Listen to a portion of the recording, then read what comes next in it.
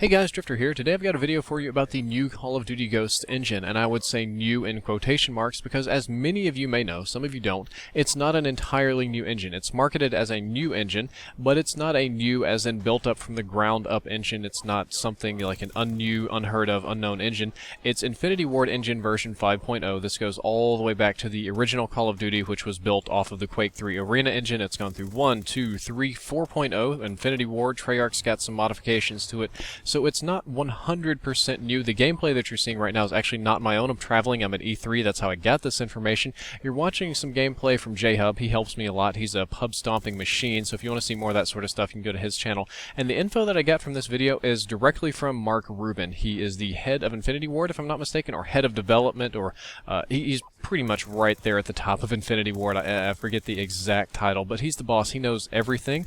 I got a chance to talk to him briefly, but personally here for a while. We talked about lag and lag compensation and some things that Call of Duty Ghosts are going to be doing about that for quite a while, but I did get in some questions about the engine, which was unfortunate because as soon as I mentioned the engine, he instinctively went on the defensive. I have a feeling he's been answering a lot of questions about the new engine in a negative light, like, oh, this isn't new, you said it was new, it's not entirely new, blah, blah, blah. So before I even got to finish my first question, I got his explanation of what a, quote, new engine is. We're going to talk about that, and then we're going to talk about some very technical aspects of the engine later on in this video, so do be prepared for some more mathematical sort of things.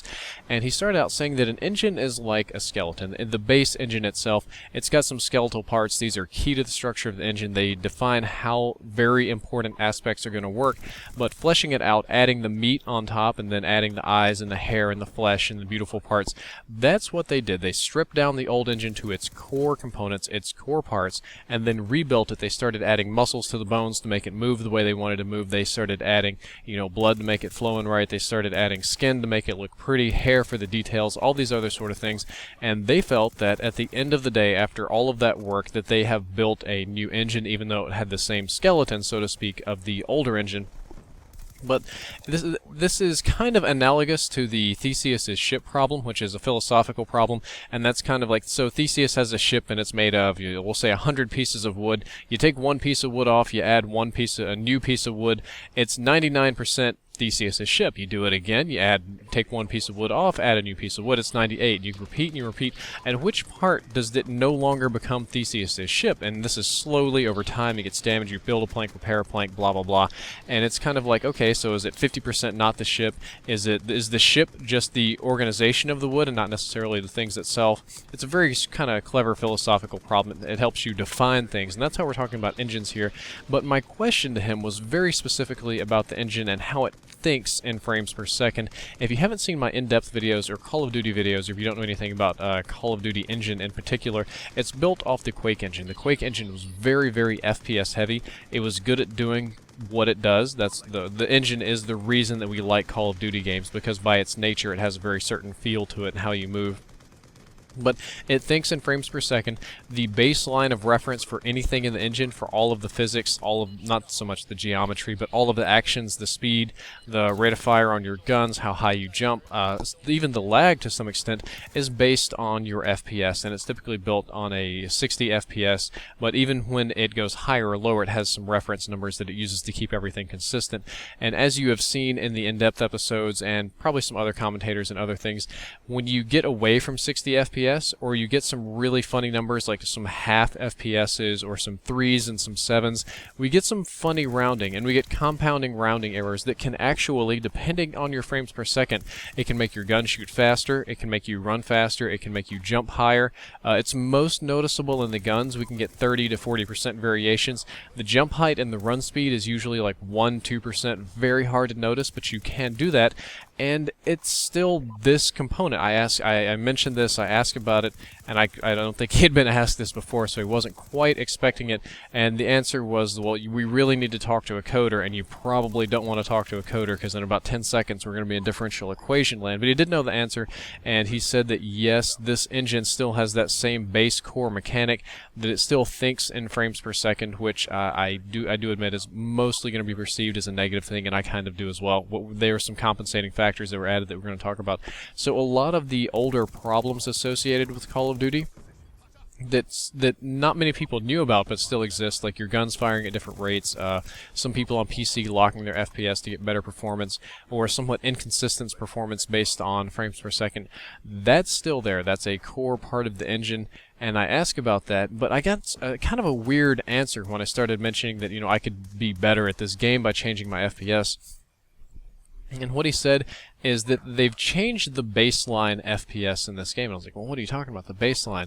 And that was kind of what I was talking about before. So even if you get 120, it doesn't just double everything. But since the new consoles and new computers, they're all running on multiple cores. They did this to an extent in the past, but much more so now. They decided to add a baseline FPS or a baseline FPS on the core, which is usually going to be on the server Xbox or on a server core or on a dedicated core. It's like a god baseline FPS that determines all of the physics in the game. So you're not going to have people jumping higher, running faster, throwing grenades further, bunny hopping, all that sort of old Quake Engine kind of nonsense. That's going away, or at least it's going to be consistent. It's going to be locked down to where there's no clear advantage for one person or the other because of this new baseline FPS.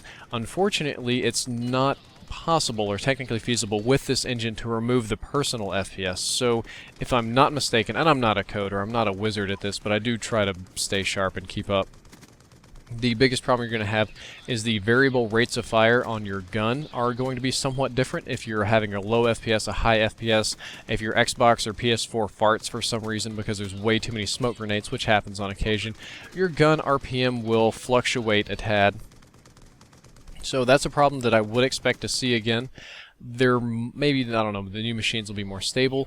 One of the more interesting solutions that Treyarch had, Infinity Ward actually didn't have this in Modern Warfare 3, because of the rounding errors in the engine, because of the way it calculates and ties back to the FPS, they chose the rates of fire on the guns for a very specific reason. It was for balance purposes because they had a good feel, but on top of that, there were certain categories, certain numbers and multiples of numbers that they gravitated toward because these numbers had the least variation, they caused the least rounding errors, they did the least funny things. So if Infinity Ward follows suit, they didn't do it in Modern. Actually, I think Black Ops, the first time they did it was in Black Ops 1. They did it again in Black Ops 2. Infinity Ward, to my knowledge, hasn't done this. I might be a little bit out of my element here, but they could do that again and design their weapons in a way such that the compounding rounding errors won't really affect your rate of fire too much if your FPS changes. And I think that'll be a good thing. That's what I hope is going to happen. But that's kind of what we've got going on. Also, the baseline FPS means more agreeable events.